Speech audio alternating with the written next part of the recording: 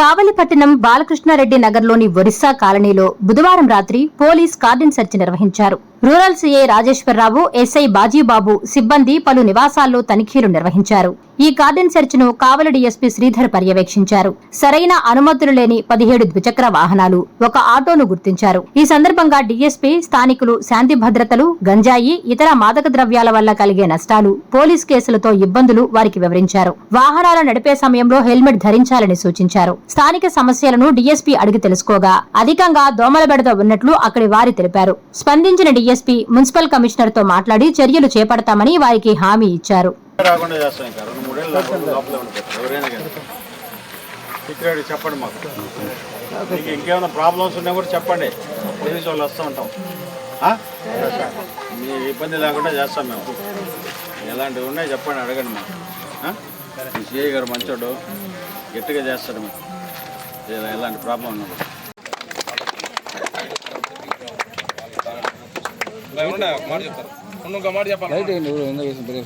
మీరు మీ సొంతానికి కూడా తెచ్చుకోబాకు.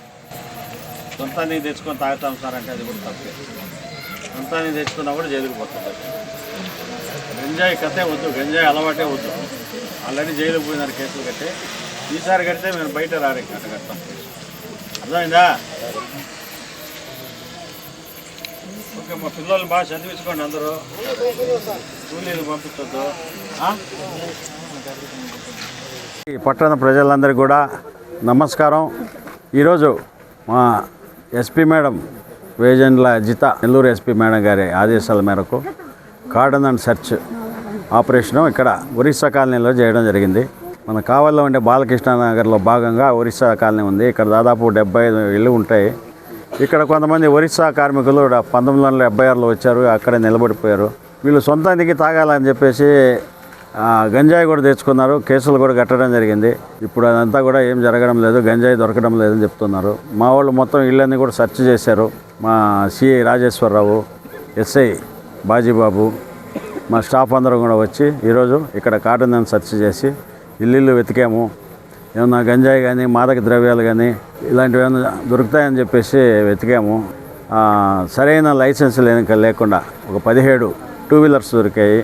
తర్వాత ఒక ఆటోను కూడా పట్టుకున్నాము. వీళ్ళందరూ కూడా మోటివేషన్ స్పీచ్ కూడా ఇచ్చాము. ప్రతి ఒక్కరు కూడా హెల్మెట్ వాడండి, మీ ప్రాణాలకి. ఏమైనా కింద పడితే తల ఎక్కడ చూసినా రోడ్లు ఉన్నాయి, సిమెంట్ రోడ్లు, తార్ రోడ్లు. కింద పడితే తల పగిలిపోతాయి. కాబట్టి ఖచ్చితంగా హెల్మెట్ వాడండి ప్రతి ఒక్కరు కూడా. తర్వాత గంజాయి లాంటిది కానీ, మాదక ద్రవ్యాలు కానీ, నాటు సారాయి లాంటిది కానీ ఎలాంటిది ఉన్నా కూడా మాకు ఇన్ఫర్మేషన్ ఇస్తే మేము వెంటనే తగు చర్య తీసుకుంటాము అని చెప్పి అందరికీ కాలనీ వాసులు అందరికీ చెప్పడం జరిగింది కూడా. వాళ్ళు ఒకటి అడిగారు, సార్ మాకు దోమలు ఎక్కువ వస్తున్నాయి, పట్టించుకోలేదు ఎవరని. దీన్ని మున్సిపల్ కమిషనర్ గారితో మాట్లాడి రేపు ఫాగింగ్ మెషిన్ కూడా ఈ ఏరియాలో తిరిగేటట్టు చేస్తున్నాం. మున్సిపల్ కమిషనర్తో మాట్లాడి మన ప్రజలందరికీ కూడా విన్నవిస్తున్నాము. మీకు ఎలాంటి ప్రాబ్లమ్స్ జరిగినా, ఇలాంటి మాదక ద్రవ్యాలు కానీ ఎలాంటి అసాంఘిక కార్యకలాపాలు జరిగినా కూడా మాకు ఫోన్ చేయండి. మన కావలి పోలీసు వెంటనే స్పందిస్తాము.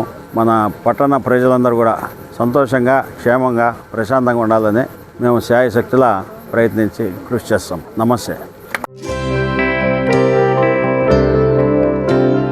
ఉత్తర క్రియలు మా ఉన్నతికి అహర్నిశలు శ్రమించి మా అభివృద్ధికి బంగారు బాటలు వేసిన మంచి మనసున్న మహారాజు మా తండ్రి గారైన శ్రీ ఇందుపూరు శ్రీనివాసులు రెడ్డి గారు ఫిబ్రవరి 4వ తేదీ బుధవారం నాడు స్వర్గస్థులైనారు. వారి పెద్ద కర్మ ఫిబ్రవరి 19వ తేదీ గురువారం ఉదయం 10 గంటలకు నెల్లూరు రూరల్ పొట్టేపాలెం గ్రామంలోని పంచాయతీ ఆఫీసు దగ్గర గల మా స్వగృహమునందు జరుగును. కావున తెలియజేయడమైనది. ఇట్లు కుమారులు ఇందుపూరు అచ్యుత్ శంకర్ రెడ్డి, ఉదయ్ శంకర్ రెడ్డి మరియు కుటుంబ సభ్యులు.